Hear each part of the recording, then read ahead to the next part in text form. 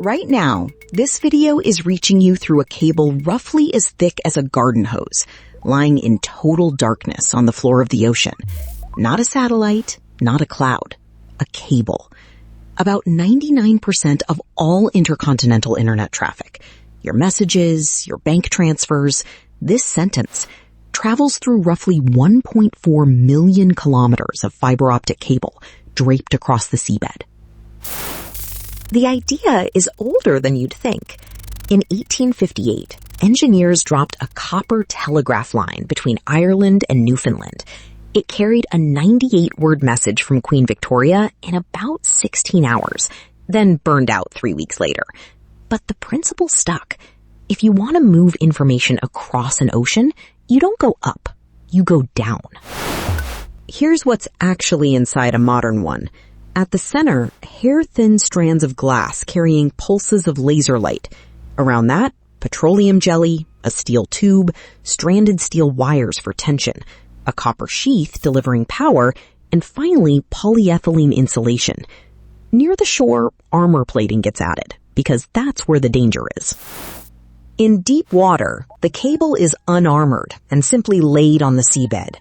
Across continental shelves, ships plow it into a trench. Every 50 to 100 kilometers, an optical amplifier boosts the fading light, powered by thousands of volts pushed from a landing station on shore.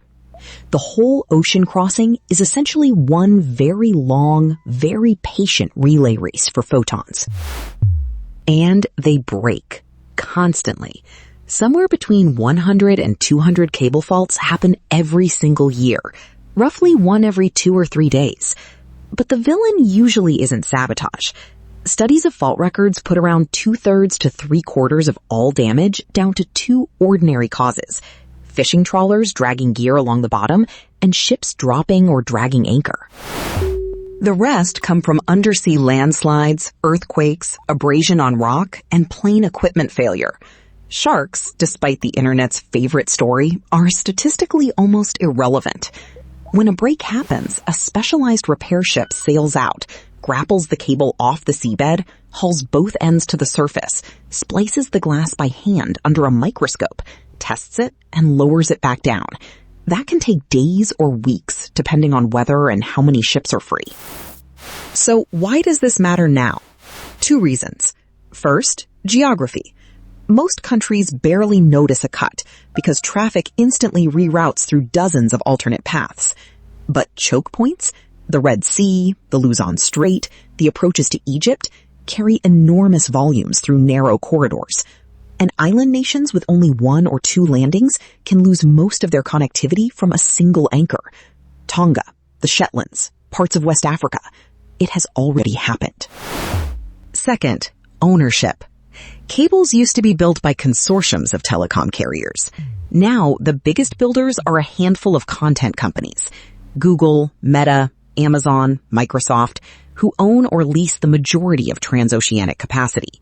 The pipes of the global internet are increasingly private property. The practical takeaway is simple. Resilience isn't one perfect cable. It's redundancy. More routes, more landing points, faster repair fleets, and treating cable corridors as critical infrastructure before they fail, not after. The cloud has a floor. It's the ocean floor. This has been Cyber Clarity,